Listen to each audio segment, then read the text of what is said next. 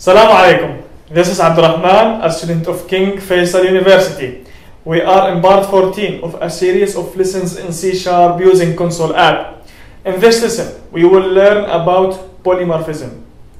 Polymorphism is another OOP concept that means have many forms. We are not new to polymorphism, as we have already been implementing it whenever we apply inheritance, overloading or overriding. To make our mix activity a little bit different, instead of adding new classes in different files, we will write all the classes in the same file. In our first activity, we will create a class display that overloads the void print method with 5 different signatures. We will implement all 5 methods inside the main method. If you want to do this alone, please pause this video now. Let's create a new project and name it CA14_1. We can write the display class before or after the program class as long as they are in the same namespace.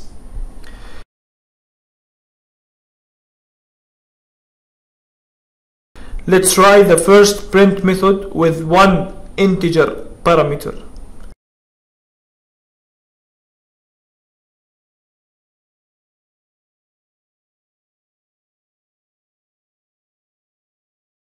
The second print method with 2 integer parameters.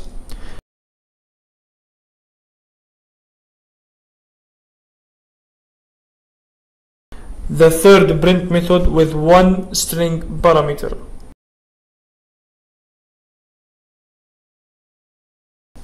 The fourth print method with 2 parameters, starting with an integer followed by a string.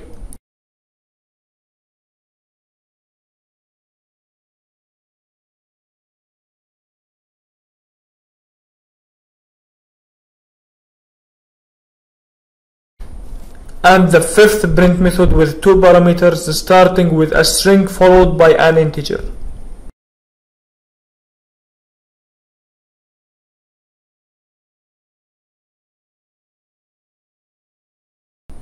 In the main method, let's create an object of display class.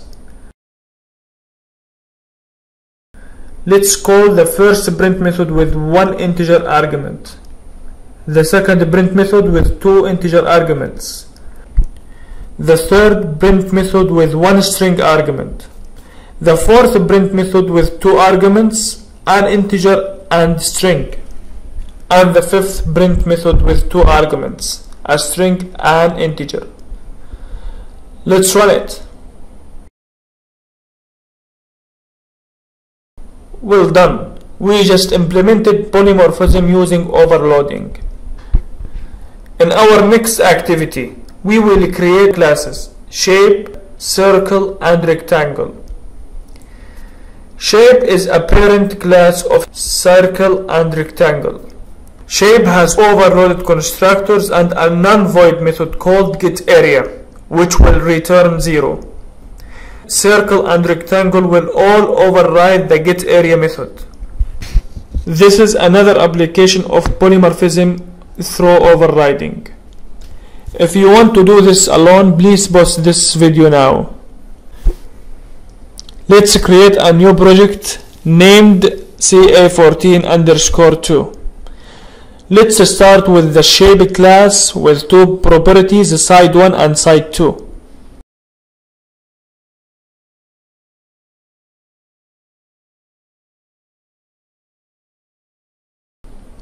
We will overload its constructor with no parameter, 1 parameter and 2 parameters.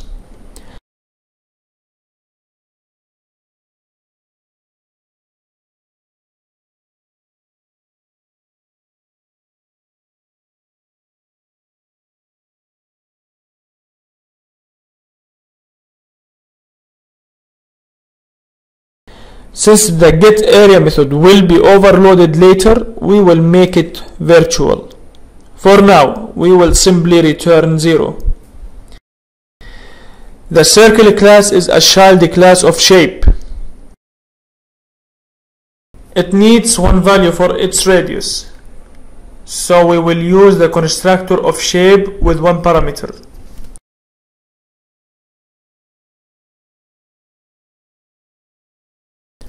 We will override the getArea method with the formula math.py times math.po side 1 second power.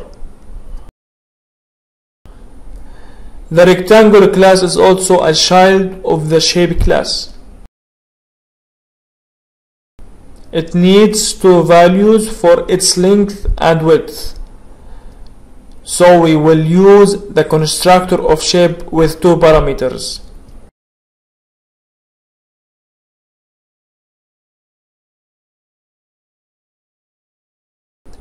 We will override the getArea method with the formula side 1 times side 2. In the main method, let's create an object of the shape class. What constructor did it use? It is the first one, the constructor with no arguments. Let's display the area by using getArea. We know it's 0. Let's create an object of circle. Notice that the first class I wrote is shape. This is okay since its parent is shape.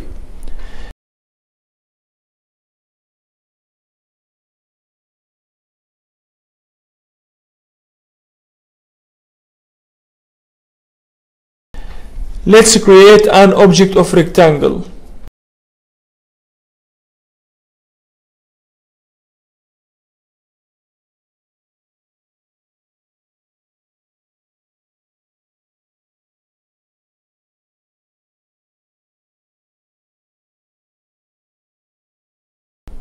There is just a small mistake and we need to remove that too.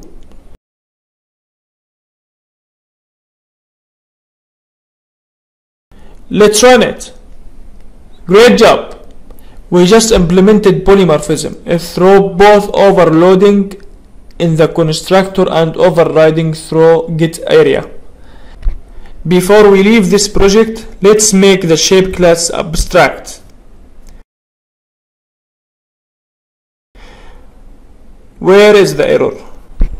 Go down to the main method and you can see that shape can no longer be instantiated because it's already abstract. We will discuss this further in our next lesson. For your activity challenge, add another class called square by implementing the new UML below. Good luck! In our next lesson, we will be discussing abstract classes. Thank you for visiting this channel.